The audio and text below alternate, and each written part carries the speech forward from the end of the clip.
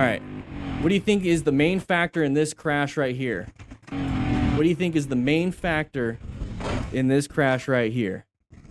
No problem, Jackie. I understood. I want you to write it in the comments.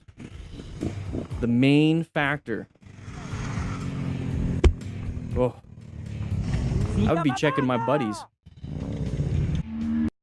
All right, let's take a look at this. Once again, what do you think the main factor is? Oh, I'm seeing it here. Speed, speed, speed, speed, speed, speed, speed, speed. Tons of speed. So what can we do differently here? How about we don't haul ass around what? How about we don't haul ass around what is this called? All right, I'm going to answer it for you. It's a blind turn. We're going around a blind turn. We can't see what's on the other side. So if we're hauling ass around a blind turn, we can't see what's on the other side. How good are you at braking and swerving at the speed that he's currently going at? Now, are you absolutely sure that you could brake or swerve in any situation up ahead? What if there's a big log across the road? You're not going to be able to swerve around that. You're not going to be able to brake in time either. So how about we don't go so fast around the blind turn? I love seeing the chat. Carlos, great. Yeah. Anthony, yeah. Dinah, yeah.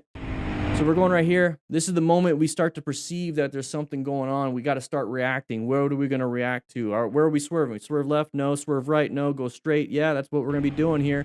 Now what do? Okay, hopefully we can swerve left. We don't have enough feet. We're going too fast. Too many feet per second. Okay, so we can't swerve left. I don't want to swerve right because we're going to go off the road. So he kind of aimed right here. Now, why do you think he might have aimed right here? Target fixation. So in an emergency situation, what do you typically do? You go to your lowest level of training. If you've never trained, guess what? You're going to panic. If you've trained a lot, hopefully you're going to, do okay, right? You're going to get a 70% on your test in an emergency situation if you keep getting hundreds out there in practice. That's kind of what it's going to be like.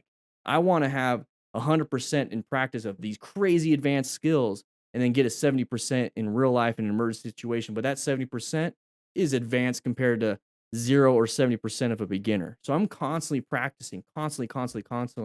But when we see this, if you never practice a swerve, you're going to panic. And what do we typically do when we panic? We target fixate. We panic brake. We don't do anything. And what is that called? Brown stage. Action time, but we're panicked and we have a little poo-poo in our pantalones. So that's what we're going to be doing here.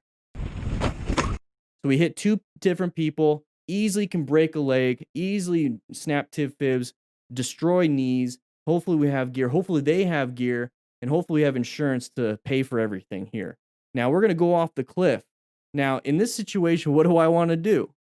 I want to stay on the road or stay on this part of the cliff. I don't want to go down it. So if I absolutely had to, I will panic brake. I will just dump it right here and fall in the grass if I could. Or do what this guy did.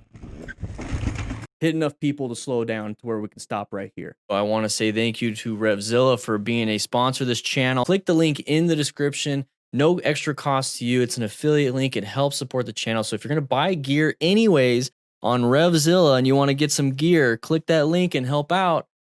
Like I said, no cost to you. I'll see you guys around.